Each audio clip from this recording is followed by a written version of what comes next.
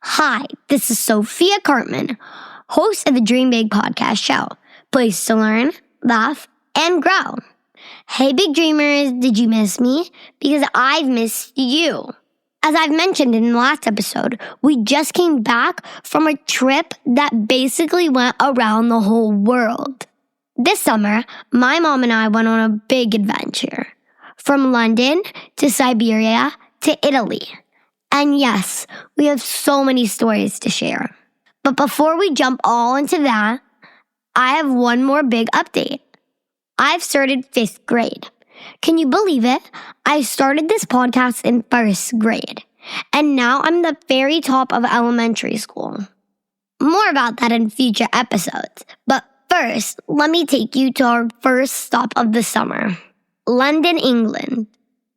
And the most unexpected thing that totally shocked me about London wasn't the castles, wasn't a guard with fuzzy hats. It was a toy store. Yep, I said it. Let's go. Welcome to the Dream Big podcast show. We're inspiring you to shoot for the moon, take aim and go. We bring to you amazing guests who truly love what they do. Every day they're living their dreams, and so can you. Dream big, take action to reach your goals. Are you pumped yet? It's showtime, let's rock and roll. Welcome back, big dreamers. Now, if you know me, you know this. I love stuffed animals. And not just any stuffed animals. I'm talking about Jellycats. You know, the soft, squishy, ridiculously adorable ones with the floppy limbs and the cutest faces. Well, guess what I found in London? Drum roll, please. Yes, the official Jellycat Store. And yes, it's real. And yes, it's amazing. It was on the 3rd or 4th floor of this big department store. And when I say the place was packed, I mean it. There were Jellycats everywhere. Giant ones, tiny ones, toast plushies, smiling mushrooms, and avocados with arms. And so much more. I picked out a few for myself.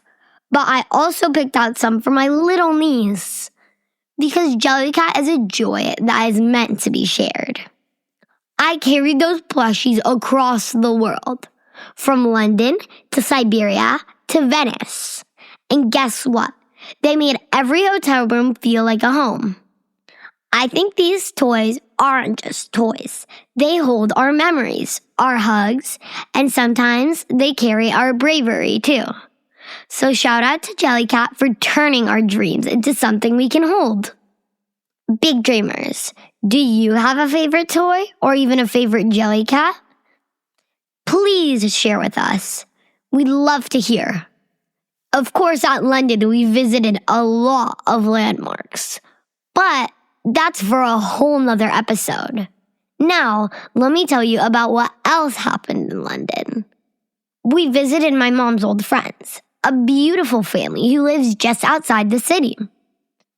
And right away, I noticed something. First, their accents.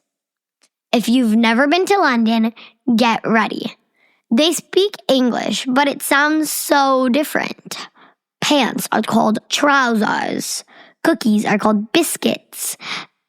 And breakfast includes things like tea and beans and toast. But what truly shocked me is the kindness in their home. Their teenage daughter, who totally could have been on her phone or ignored me, was super friendly and showed me around. She asked me questions, played with me, and made me feel really included. The other kids were kind too. They weren't stuck on their screens like little kids sometimes are. They read books, played music, had conversations. And the dad?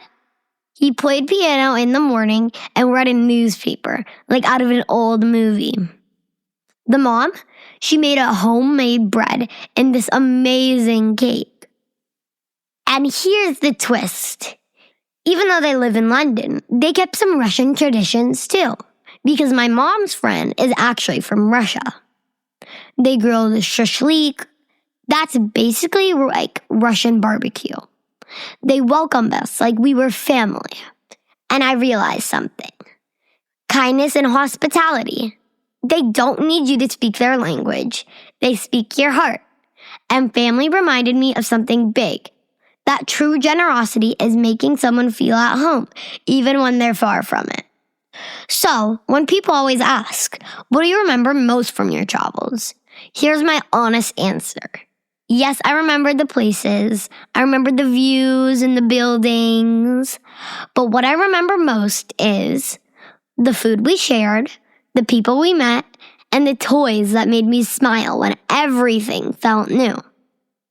I actually sometimes like to get a toy when things are hard, or get a toy from every little adventure.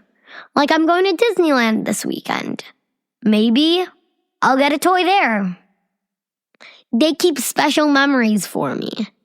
And little secret, I remember every single one of those memories. So when I grow older, those memories will never be lost. Big Dreamers, here's this week's challenge. Think back on a trip you've taken, big or small. Then answer these 3 questions. What was the most surprising thing you saw? Who was the kindest person you met? What did you bring home that makes you smile? And if you've never traveled far yet, that's okay. You can do the same challenge at your friend's neighborhood, school, or visit a friend's house. The world is full of little adventures if you know where to look. Big Dreamers, that was only part 1 of our London adventures. Next time, we're heading to the Harry Potter studios, exploring the Tower of London. And I'm going to tell you how I saw the real king. And no, I'm not kidding. You won't believe what happened at Buckingham Palace. So make sure to subscribe and join me next time. Until then, stay kind, curious, and keep dreaming big. As always, you can find our show notes at dreambigpodcast.com/466. That's all for today, Big Dreamers. This is Sophia Cartman, reminding you that you have unlimited potential. Your dreams are not optional. You need to make them essential. So take massive action and turn those big dreams into reality. Live with passion the way life was meant to be. See you next episode. Bye.